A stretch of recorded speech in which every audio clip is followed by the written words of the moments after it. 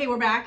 This week, our topic is Sabbats. So we're going to go over traditional pagan holidays, the big ones with you, and kind of what they mean, and some stuff about the moons for each month. So just a little answering questions these are questions that we've been receiving in our inboxes. So we thought it was a good topic to discuss this week. Plus, it's the beginning of the traditional year. Yes. So we can kind of take you through the year that you are actually used to. The pagan year actually is a little bit different. Starts with Yule, but well, this moon we just had wasn't that's the last in this year's astrological cycle.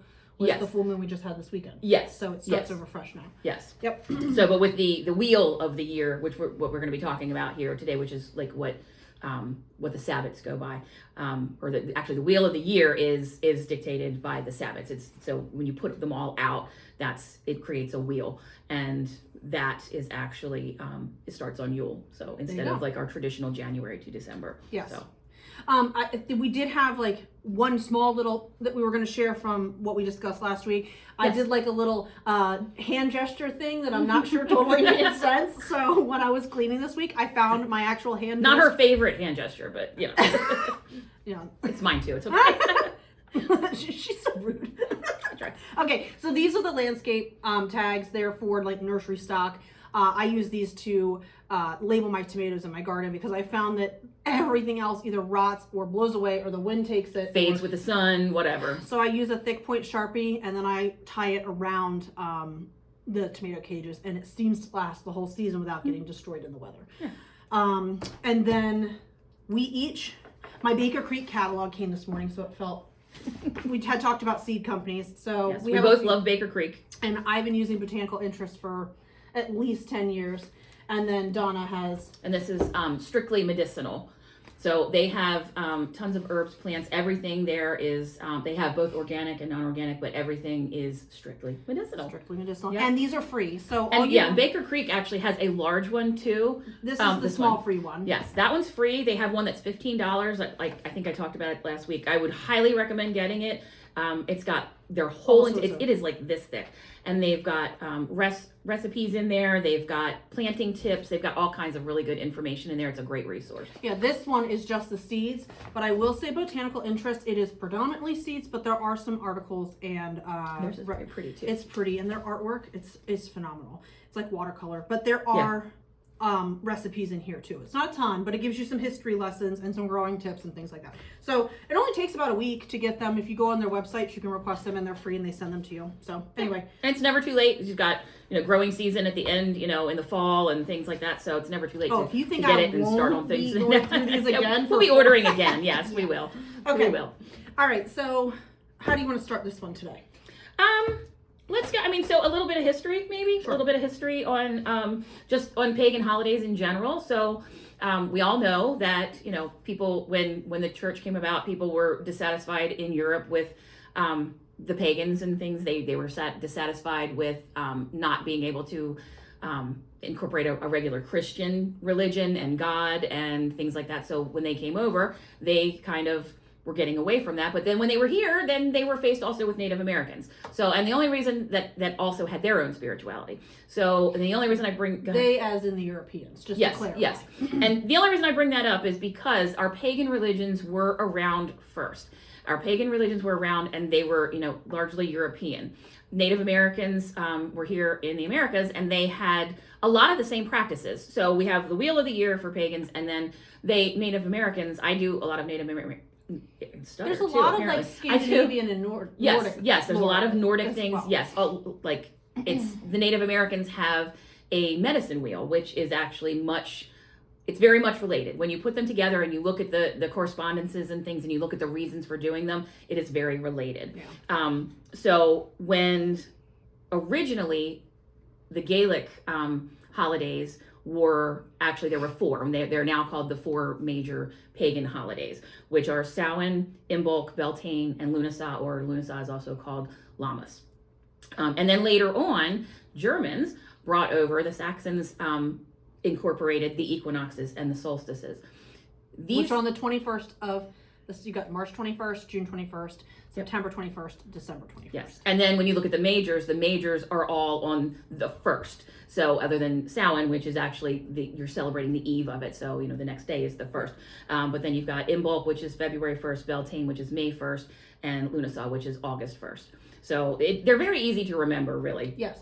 As far as that goes. I was telling Donna before we started pressing filming here that when I first started feeling like really needed to just drawn to figuring out like what am I, and I started buying copious amounts of books and stuff. I bought this one here. It's Wicca Practical Magic, and I like this book because it's not overwhelming. There are 4 pages in here that really help identify this. And it's nice because I find that I can like look at this and I can retain it. It doesn't feel very overwhelming to take it in. Looks like they're very... Yeah, 1 paragraph on everything, and I love that. So if you're looking at just needing a basic understanding of like, what am I looking at here? This is a great beginning resource. Yes. I don't always get these, but I do sometimes. They're great for beginners, and they're also great for seasoned people. They do a new one every year. And this one's actually one from Llewellyn. I really do like Llewellyn books. I haven't seen that one. That's beautiful. Yeah, and most all of them. That would draw me with the cover. I've gotten different ones, but they actually outline. It's an almanac. It's kind of like a farmer's almanac, but so it's got lots of information in it. But it'll take you through all of the Sabbats, and it gives you different things that you can do. It gives you a lot of the correspondences. It will give you recipes. Oh, I like the recipes. It gives you and that's why I still get them sometimes. And then sometimes cheese it's board, nice just to, Donna. I know, how about that? We just devoured a cheese board. We're here for the snacks. Hey, we're nothing if not honest, okay? No, this is great, and I like that there's note sections in here too. So it's not like sometimes you find the books they put like a note section at the end, and it's like, well, no, these are like right with it. Yeah, I love it, and then so you can actually document in these too. You can document your rituals and things and how you celebrated. And it kind of helps you to connect what resonates with you. When I was a kid, like it was sacrilege to mark a book. Like, we were always. I read almost all my books now. I know, but I know you're right. You're right. Like, you borrow stuff from the school library. It's like, don't write in that. Yeah. But it's taken like a long time for me to retrain my brain that like these are my books. Yeah. And it is highlight to highlight and write in them. Yes. And that way you don't lose track of what is interesting to you. And even if I lend them out, I mean, the people that I'm going to lend my books to, they don't care. No. It's fine. No. And they'll know that that's important. So that's a good thing. To go back to this, I think something that's important to point out is a lot of this just feels intuitively, like the holidays are intuitively in season with what's happening in nature. Yes, it is. And that was, that's what I was going to touch on next. These pagan religion, or these pagan Sabbats are actually, and Sabbat is just another word for holiday. They are actually they were formed and based around basically our food sources and what kept us alive. And then they became spiritual and wanting to further, our crops and further our abundance and our ability to stay alive. Before we had, major food preservation processes, before we had air conditioning and heat and refrigeration and freezers and things. These are things that they needed to do to keep in touch with nature, to stay on course with this. I mean, they didn't have a clock and a regular calendar. They had different calendars, but it helped to acknowledge all of the... I was waiting for him to pull that down. My cat is definitely going to make an appearance. He is not He's shy. trying. He is not shy. If we tip over, that's Alistair. Yes. But these things all went with sustenance, with staying alive, with your ability to stay alive and harvest food. And it's it's like connecting with the earth and honoring. Yes, the earth provides food for us, and that is something that you never hear about in regular mainstream Christian religions. So it's very important in pagan and Wiccan to honor your place within religions. The cycle of everything. Yes. And being grateful for what's being provided. That's kind of what my big takeaway from it is. And mine is always, the earth has an amazing ability to reproduce itself, to reproduce things in itself, to reproduce things that keep us alive, that for foods and things. So that's a huge thing that we're honoring. And all of the Sabbats that we're talking about, they all are based around that. So it's like the wheel of the year, and that's where they originated from. So the next one coming up, is definitely tied to spring. So Stara. Yes. So that one's. So we just had Imbolc. Imbolc. There's two, and they're let's not put this like out there once a too month at first. either. Like there's 8 big ones that are celebrated through. There's 4 originals. Yes. And then 8 big ones. It's like every 6 weeks, I think there's something. Yes. And you don't have to. I feel like you should acknowledge them all, know what they're about, but in your practice, if you don't want to do a ritual or, any formal acknowledgement, that's okay. Because, Yeah. my big ones for me are Samhain, Beltane, Yule, and Ostara. I acknowledge Imbolc, I acknowledge Lughnasadh, but that's not even to say that I never will. Our practices are always changing and growing. Yeah. So it's just a matter of what resonates with you and what you're feeling at that point in your life, and that can change from year to year. And I was born on the winter solstice. That's my birthday. It's December 21st. So I feel Always. very connected to the winter solstice and Yule.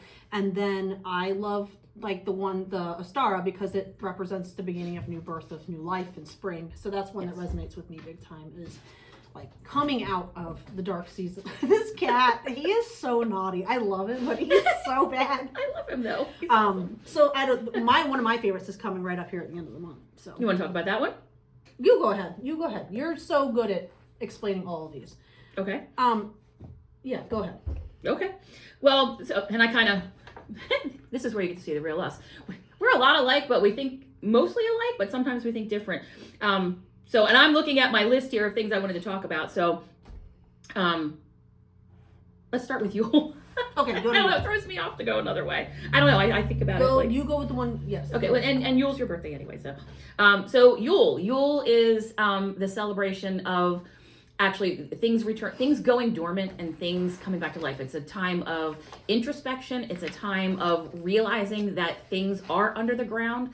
Things are starting to grow. Things are starting, they're in their dormant stages, but they're beginning to grow. So and all of these things we can also, like I said, it's not even just equating it to the earth. It's also our life cycles actually mimic what is in nature, which is incredible when you think about it. And which is all the more reason that we need to be in touch with that. So Yule is it's typically on the 21st, 20th to 23rd. It can actually be celebrated for 12 days. They had 12 days of that, and you can actually do Yule celebrations all the way through there. And we're going to talk a little bit later, after we go through these a little bit, we're going to talk about Christian religions and how they relate to the original pagan religions as well. So first we have Yule, then we have Imbolc, and Imbolc is on February 1st. Yes. Imbolc is actually a time of purification, inspiration, healing, celebrating home and the hearth.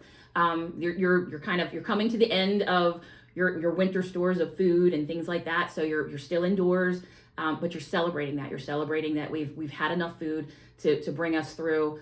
We're purifying and getting ready for spring, which is renewal and rebirth. I feel like it's like the new moon of the holidays. It's that's sort of like you've got Yule, which is like a full moon cycle, and then you've got the next round that's like, okay, well, we're going to be grateful for the last, but we're also going to really start planning ahead. Yes. And then so there's three things that you have right there in pagan religions that all mirror and mimic each other, which is really cool. You've got the moon phases, us as our natural life cycles, and then the harvest and things that the earth produces. All are in tune with each other, which is incredible. After that, we have Ostara. So, and both of us love Ostara. So, you talk a little bit about that? That one is just, it's the part of the year. It is part of the spring equinox. Here he is. It represents a spring equinox, and I think it says it's like celebrated like you said, the 20th and the 23rd. Yes. And it's where the days, I believe, have equal amount of light and dark. Yes. So that we're at the 50% mark of the year where we're equal light, equal dark during the day. The summer solstice is the longest day of the year. But it's just a good way to celebrate. Okay, the seasons are changing. We're going to start harvesting again. We've planned all winter long. We've rested and planned, and now we're going to start executing and preparing for the next harvest season. Yes, and it's one of my favorites just because you are starting to actually see visibly things coming back to life. Yeah. And during Imbolc, you're okay. Things are down there; they're coming back, but they're not up yet. But usually by Beltane, we can. Yes. And Beltane festivals, if you've ever been to one, like May Day festival, same thing. We kind of lifted the whole May Day thing also from pagan religions, but. There's lots of pagan Beltane festivals, and they are so fun. I want to go to one of these fairy festivals that's around. You've never been to a fairy festival? We do like Renfest, and that's totally that's different. In the fall. But there's a fairy festival near here that I really yes, and I used to go to that all the time. They actually have moved it recently. But it's an incredible one. You want to feel your earthy roots. You want to feel a connection to something. Go to a Beltane festival. Oh, my kids would lose their It's mind. incredible. You'll have lots of Celtic music, all kinds of earth-based people. Usually there's somebody dressed up as the Green Man. The one that I like to go to it's from Spoutwood Farms is the one that actually they were in Glen Rock and had it there for years. I've been following them on Facebook. They're incredible. Theirs is the best that I have ever been to, and we should go again. That'd be really, really fun. I'd love to. And my kid Hazel would lose her mind. Oh yes, and everybody dresses. We don't have to dress up, but everybody dresses up. Why would you You're go if you're honoring, not gonna dress yeah, up? you're Come on. honoring like nature spirits, and it's so fun. It is a really fun festival, and it will definitely start you off getting you in tune with nature and things like that. Oh, for sure. So, and also here's something to remember too, is Jess was saying, the solstices and equinoxes. So your 4 majors are like at your north, south, east, and west points, and then the solstices and the equinoxes are, I'm sorry, that's the opposite. Your 4 majors are in the in-between points, and then your solstices and your equinoxes, if you're looking like at a perfect cross, they're at your north, south, east, and west. That you're Yes, that's the wheel. Yes. So after that, we go to Letha, which is in June. So it's June, same thing, 20 to 23rd. I'll be honest, that's not one I'm into. It is not from, and I'm not saying, like I said, I do acknowledge Lunasa and Letha, but I just don't tend to formally do a ritual or anything there. I think honestly, but it's for me, fine. that one is just at a very chaotic time of year. Yeah. For me, like, and I think I honor it more, just that it's one of the solstices. Yes. That's for me. I mean, Yes. that's what I do with it, and so it's more of that celebration for me. But so it's the shortest day, it's the shortest night and longest day of the year. You're celebrating like the fullness of nature. Everything right then is at its peak. It's not ready to harvest, but it's at its peak. You're knowing that darkness is coming. We're heading into the time when our days are getting shorter, and so that's kind of what you're acknowledging with that. Yep. After that, we have Lunasa, which is also known as Lammas, and that one is in August. Lunasa is kind of like you were talking about earlier. It's kind of our equivalent, sort of Thanksgiving. Yes. We're getting ready to harvest. We're preparing to harvest. You're celebrating a good harvest, and you're giving thanks for it. That's what the only thing I was going to add is giving thanks for what the season has provided you. Yes, exactly. Mabon or Mabon, whichever you want to say. The old term was Mabon, and a lot of people do say Mabon now. And that one is another equinox. So we have equal day, equal night, and that is in September 20th to the 23rd. Yep. Same thing. You're also celebrating the harvesting, but at that point, your harvesting is usually just about done. There is like a second harvest that comes about for some things, and that would lead us to Samhain, which we'll talk about in a second. Mabon, you're celebrating again the fact that, or preparing. So you're celebrating your harvest. It's a time for thanks. It's a time for reflection. It's also an extreme time knowing that you're really getting ready to go into the dark, cold time. Yeah. And, put away your harvesting season for the end. You're heading into a period of reflection. Planning and rest. Yes, and planning and rest. You're not quite there yet, but you're getting there. And then another major, we have Samhain, which is October 31st. And that's probably the one that most people are familiar with. And it is an incredible time. And actually at Mabon or Mabon, whichever you want to call it, that's when that veil is starting to actually, and when we say the veil, it's not, there's a separation, everybody knows, between like the living and the dead, the visible and the invisible. I mean, you look at Dia de Muerte in the Spanish Yes, cultures and things exactly. like that, so. Exactly. You'll find much the same things in most religions. I mean, yes. Yeah. I think so. Yeah. And, Donna and I are pretty weird, so we believe in all of this stuff, but I know in our personal lives, like we experience supernatural stuff through the year. Yes. But you will notice that when that veil is the thinnest, that time of year in the fall, you're going to feel it and see it a whole lot more. From like the end of September right through, I mean, and it actually lasts over a little bit into November, into the first weeks of November. Yeah, you should feel something. And I think most people do, but maybe they just don't quite acknowledge it. Or understand what it is, maybe. Exactly, yes. And it actually was, it's a tradition to actually put out plates and things at your table for the deceased, for the dead. You're honoring the dead, because we're basically, the things that are in the ground are dead at this point. They're laying there dormant. And then we also do the same thing for our family members, our friends, our loved ones, because and you don't have to believe this. This is, I mean, Jess and I believe this is what we feel, and because we do feel it actually a lot, and I think probably most of our viewers are probably at least feeling be something. Open to the idea of hearing about this. Yes, that they are still there for the most part. They're on another level, but they are still here with us. They're here with us. It's a matter of whether you can feel it or hear it. But we honor them at that point. Yes. We honor them. And the veil that Donna's talking about is the veil between the physical and the spiritual world. And at certain times of year, during certain seasons, it's thicker and it's not as accessible. Yes. But during that season, the veil between the spiritual realm and the physical realm is much thinner. So you'll know that it's no coincidence that there are these spiritual holidays and celebrations at this time of year. Yes. That's exactly. That's on purpose. Exactly. And they're all related. So, I mean, I highly recommend, getting in, and there's a lot more into this than we can cover in our little, 20 to 30 minute video. But if you have any questions and things, please shoot them out at us. Sabbats really are one of my open favorite books, things. So we will answer basically anything you throw. Yes, anything that we can. And with that said, again, like I said, if any of these know what they are, know what their correspondences are, try to feel them at least a little bit, acknowledge them at least.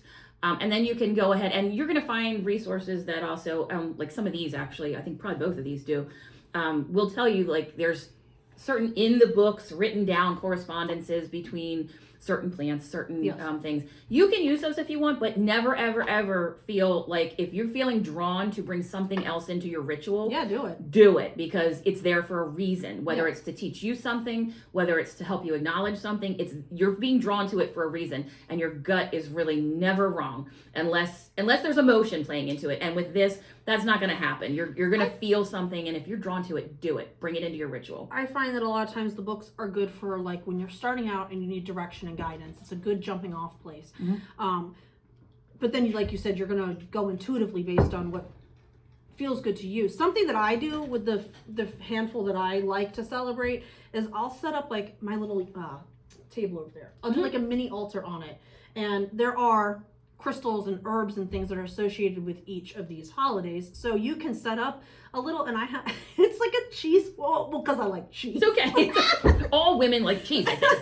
So it's like a little cheese board that I set up, and I use that as my base, and I put I'll go out in the garden, I'll pick the herbs and stuff that are in conjunction with those, and then I go through my crystals, and I make like a little mini altar, and that stays up for that little period of time. So you can do little things to honor it. Yes. Art.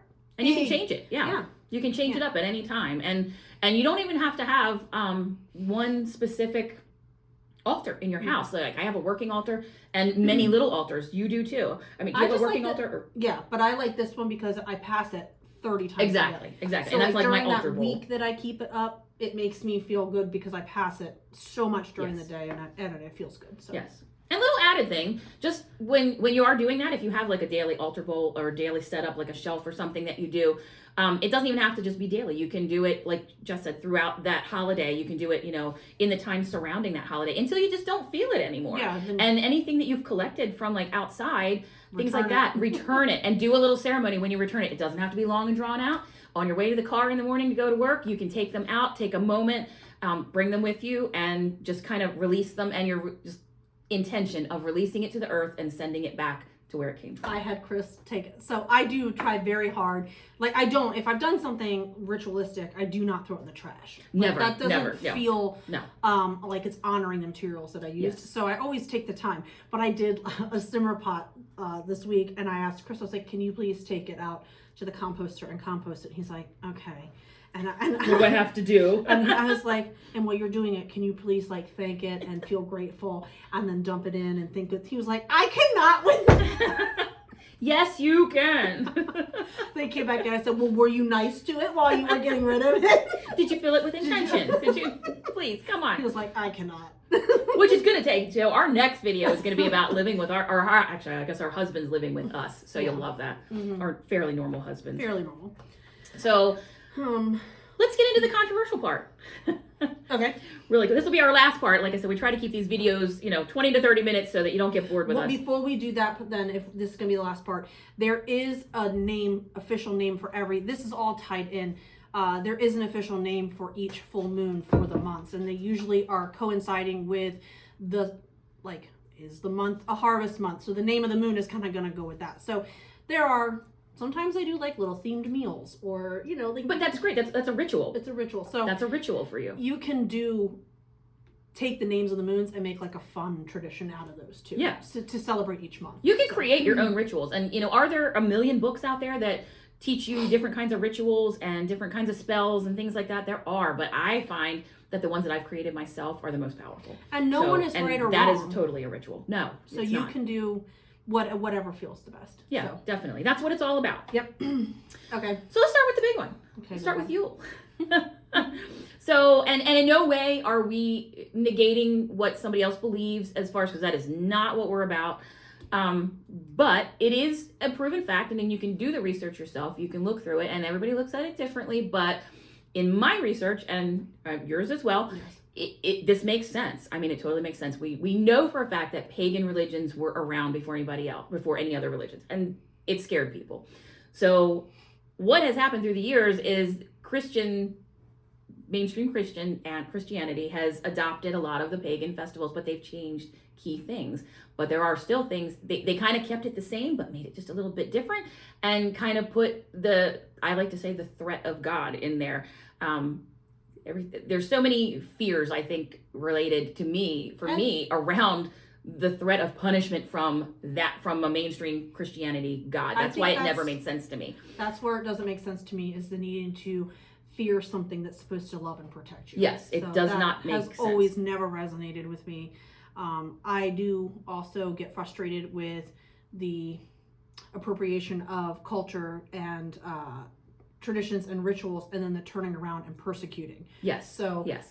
I like what you're doing over there. I'm right. going to take that, but then I'm going to burn you for it. Yes, so, exactly. Thank you for yes. giving us this tradition. Yes. And we're going to burn you now. Yes. Yes. We're going to either so basically the running theme is either conform to what we want you to do, or we're going to get rid of you, or you're going to be gone. So, and like I said earlier, so we had, Europeans came over here, and then they were actually faced with the same thing. So they took Native Americans and did the same thing. You either conform, or we're going to get rid of you. We're just going to annihilate you. And if we can't annihilate all of you, we're going to send you somewhere. There were in schools where they would send them to get rid of their spirituality, to get rid of their earth-based practices, to get rid of, their total identity at that point. So it was very calculated, I think. I mean, as far as we're going to keep key components to make it a little bit easier for everybody, but we're also then going to we're going to call key components different things. Yes. To make you conform. So,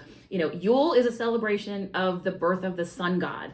So there we have where we've transferred it over to the birth of Jesus.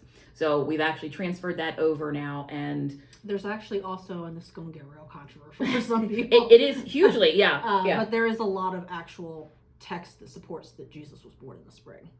Exactly. There's no place in the Bible. That was actually a picked date. There is no place in the Bible. Yes. Yeah. You are correct. Mm-hmm. And so they've manipulated things and changed things. And I think it's important also to state here that Donna and I both believe in Jesus.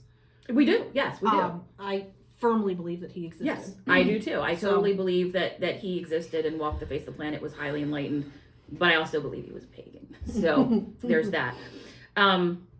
The actual gifts were actually brought about by sacrifices, and I'm not talking about sacrifices of animals and things like that.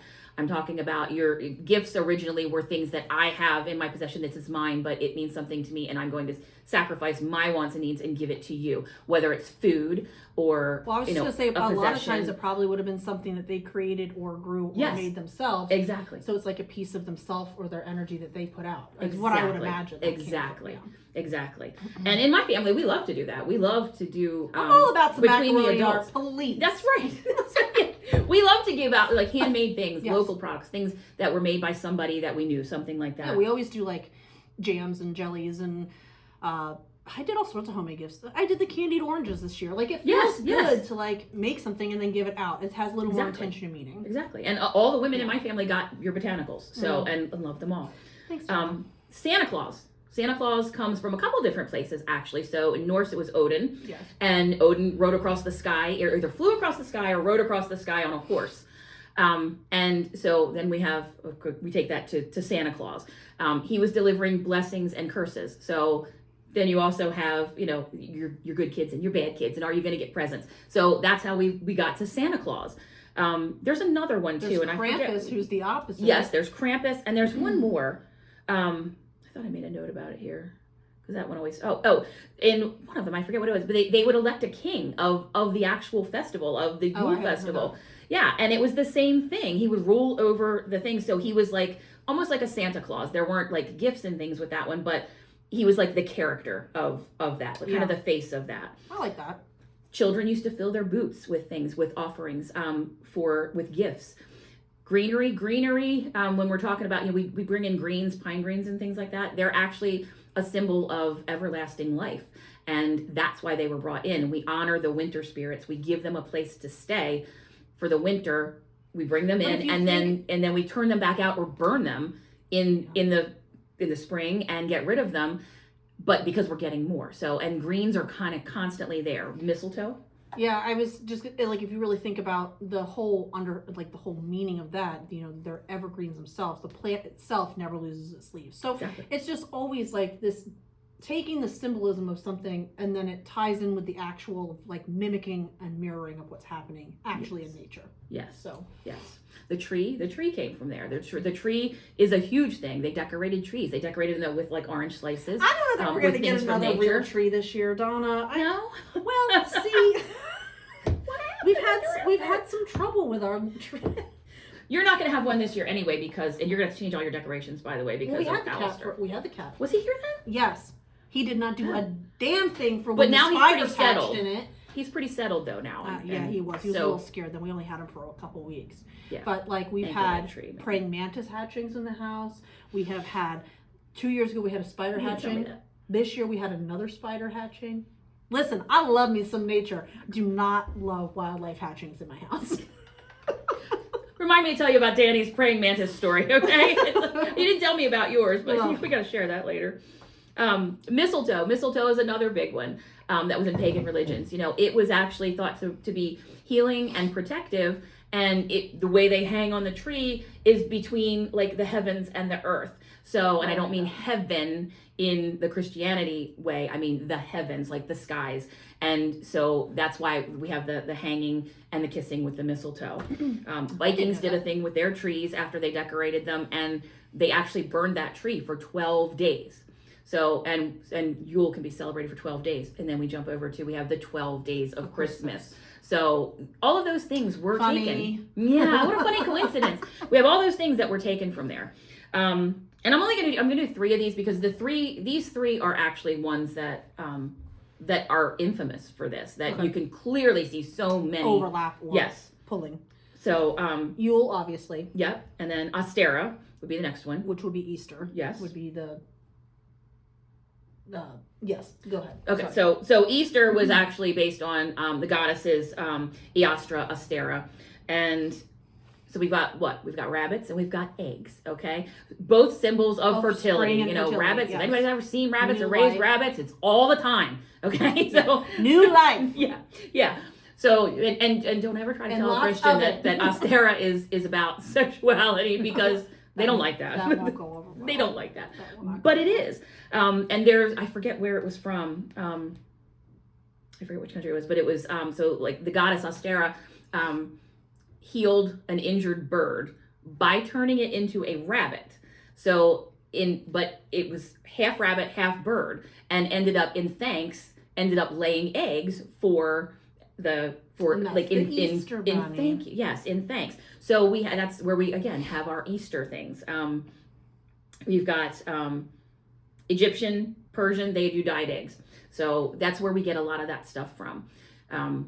That's the most common things that I can think of with Ostera that link it back to pagan religions. And the fact that these Christian holidays actually overlap the pagan holidays. Yes. So it's they're all right around the same time. Yes. It's not just that they're adopting traditions. No. It's that they have not flat out taken the date. Right. And you're moving over because here we come. This is ours Christianity. Now. This is ours now. So it's and again we're not. I would never, and it's funny. My sister actually is very, very Christian, and we debate these things a lot. But my sister can actually. She will not have a Christmas tree, and she can actually say with, authenticity that she does believe that a lot of the things like that, like Christmas trees and things, are lifted from pagan religions. And that is why for her, she does not do a tree. Yeah.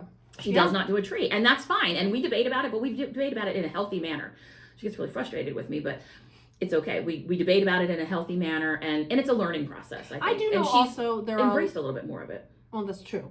I do know also there are a lot of Christians that will not celebrate Halloween for, know, they recognize also that this is a pagan holiday. So you see plenty of Christians that do, but then you see plenty of Christians that are like, I can't identify with that. And that's okay, And it's funny because like it's the more current times. I mean, when I was a kid, we were still able to like dress up for Halloween and celebrate Halloween in school. Yeah, and it was huge when I was little. It's one of my favorite holidays. And we used to do a parade. Yes, like there was always, but the kids aren't even allowed to dress up anymore. When you were in school, were they still doing it? Oh yeah, we did parades. Okay, and it was still Halloween. Yeah. Okay, because now it's it's a or what do they call it? They're not allowed to do anything.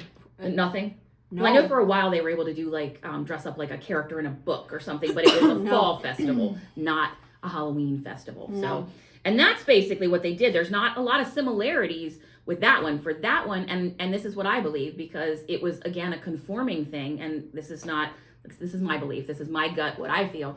I think that they pulled Samhain and went, nope, we're going to obliterate that one because it actually did acknowledge that too many souls and things going on. Yes, that there are other realms here, yes. and that it is not necessarily just one life that we live, and that you do get other chances, and we can communicate with spirits. But I think that they just obliterated all of that out of fear. I would definitely agree with that. Yeah. So with that one, we don't have really any similarities. It's just kind of their abolishment of it and creating something that's not true, putting out beliefs that are not true about it. So hopefully today we've kind of given you a little bit more information to spring off of, and a little bit of a basis to inspire you to do a little bit more research on your own and figure out which one of the Sabbats, or it could be all of the Sabbats, what resonates with you, and to start your own practice. Yeah, it could be 1, it could be 2, it could be all 8, it could be you only you like the solstices, it's always... It could change, like I said, year to year. It could change, it can change with, you're doing Yule, and you may at the beginning of Yule not feel something, and then, 6 days in go, oh, wait a minute. And it depends, and all of that stuff it's nature communicating with you, it's spirits communicating with you.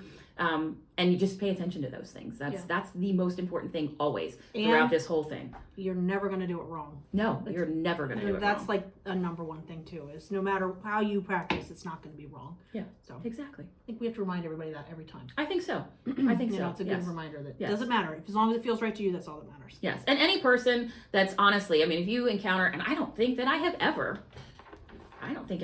never encountered somebody that is of an earth-based spirituality that's ever said, no, that's wrong. That's not the way we do this. I've never. In person, I've never encountered it. Oh, okay. No, but you get on some of these Facebook groups and shit. There are. Oh, yes. Like, if you're in, the pagan Facebook groups, you got to take some of that with a grain of salt. Some are genuine, some are not genuine. Some are trendy right now. Yes, that's a good thing.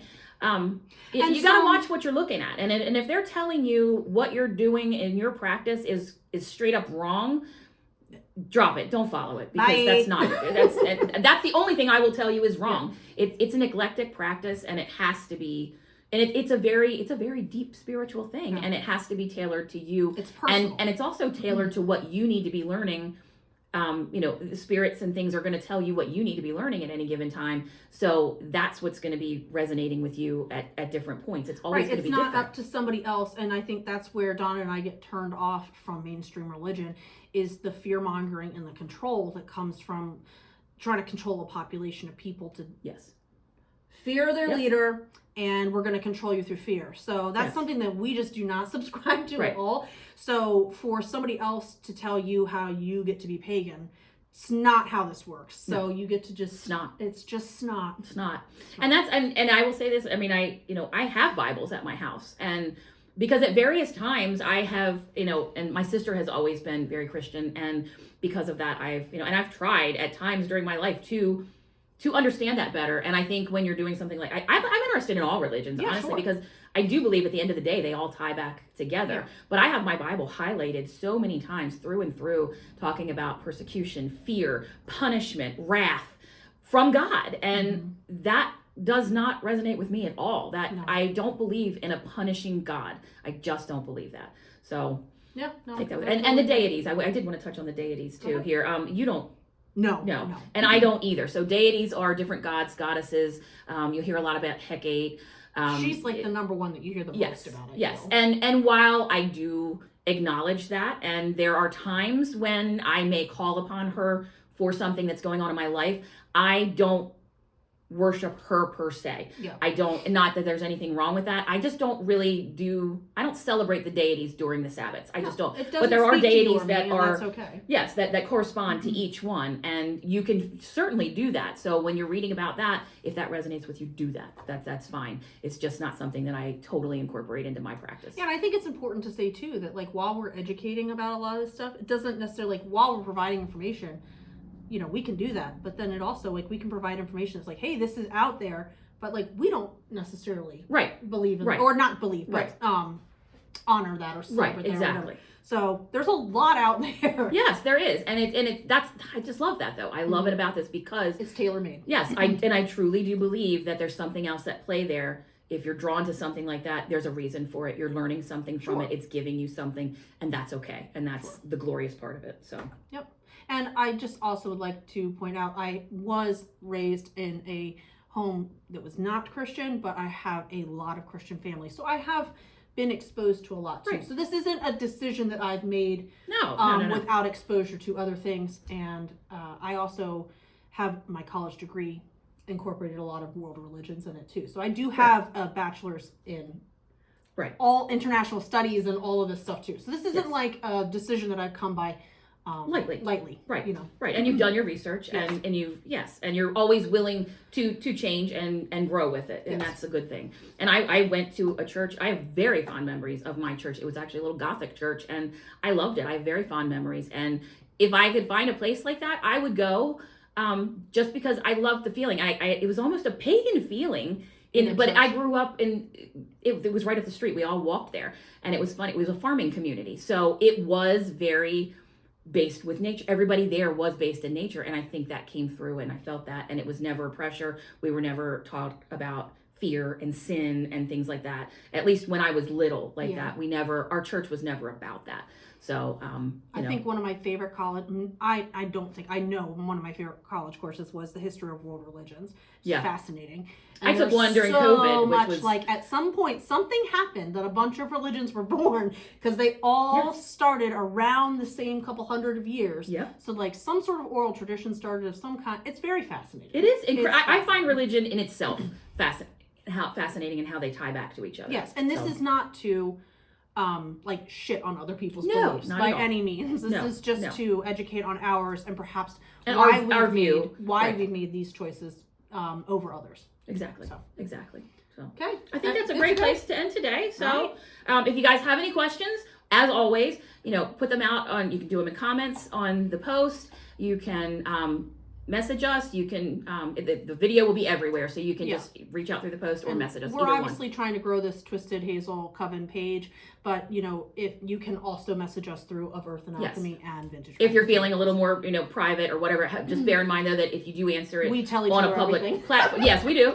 And if you ask your question on a public platform, it could be helping somebody else who maybe didn't want to ask the question or maybe had the question and just didn't put it out there. Can you ask questions on posts anonymously yet, or is that still just something that you can do? I think it's just in groups. Just in groups. I believe it's just in groups, but I'm not positive. So we understand privacy too. So if you'd rather message privately, but like Donna said, sometimes messaging publicly can help others. Yes, so. exactly. Yep. Okay. All right. Thank you guys.